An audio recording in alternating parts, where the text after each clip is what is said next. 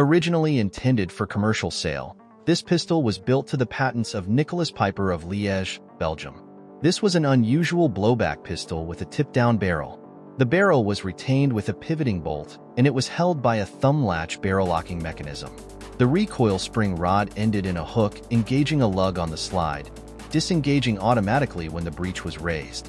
The Steyr gun differed from the Pieper pattern in the following minor details. The angle of the pistol grip was increased. The grips were attached with 2 screws instead of 1. The barrel was lengthened. The rear sight was revised. Manufacture was started in 1909 and suspended in 1911.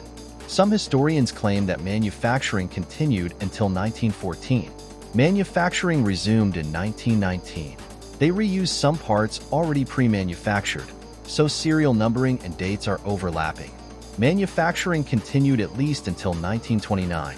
The pocket version of this pistol is the Steyr-Pieper M1909.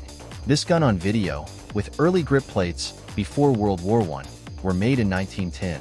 This was the favorite private purchased pistol for Austro-Hungarian military officers and police departments. The Steyr model 1908-34 are listed in the 1943 Nazi police manual as an issued pistol. About 60,000 were made. Designed by Nicolas Pieper, son of Henri Pieper.